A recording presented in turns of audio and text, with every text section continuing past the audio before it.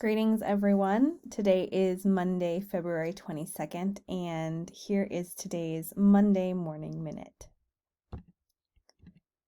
So, today we will briefly recap last week's critical response number 2, reading that NCTE Literacies in a Digital Age piece.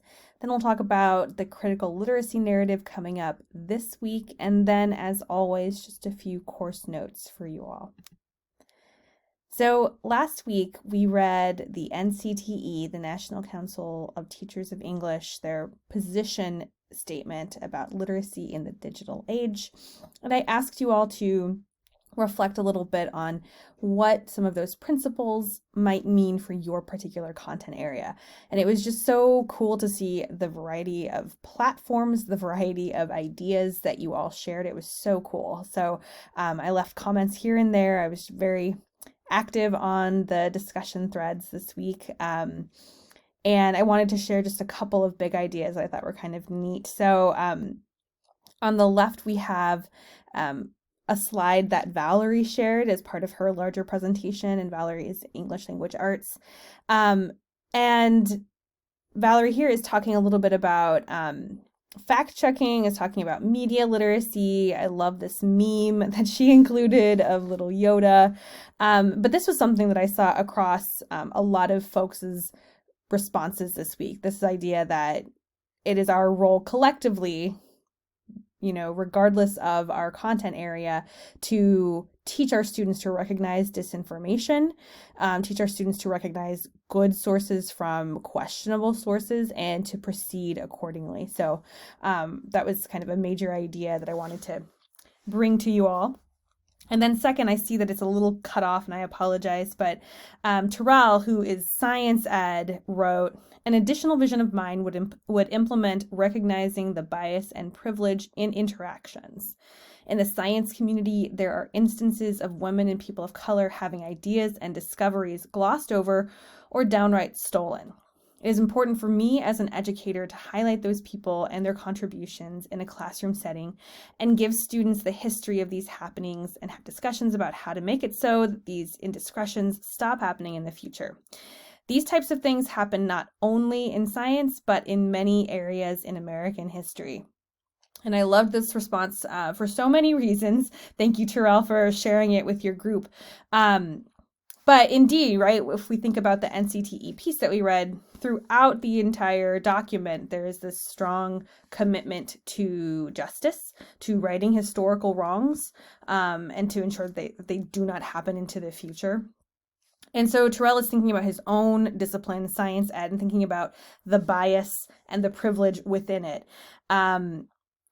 And I loved too, kind of at the end, thinking about how these social ills, if you will, do not exist in one content area alone, right? They are spread. And Terrell's last sentence here makes me think this would be such an interesting interdisciplinary unit, right? To look at science through a historical lens with attention to bias, with attention to perhaps amplifying voices of people of color, of women, of folks whose discoveries, as Terrell notes, were either glossed over or downright stolen, or we've just completely misremembered the history of these particular inventions or insights that we've gained.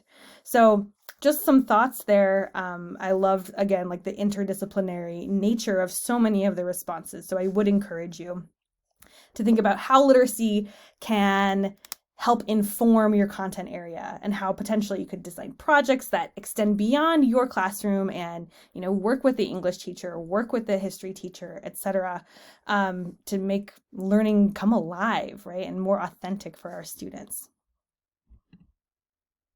So this week we have our first big summative assessment. It's the critical literacy narrative, and it's due on Sunday the 28th by 11:59 p.m.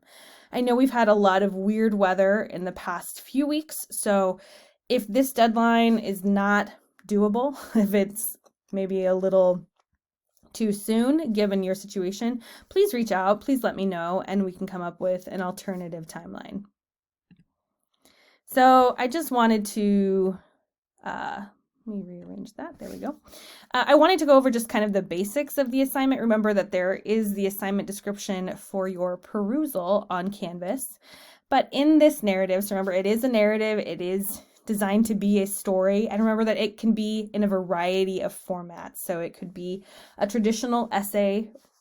It could be a voice thread. It could be a PowerPoint. It could be a podcast. It could be whatever. There are lots of options there. I wanted to highlight that.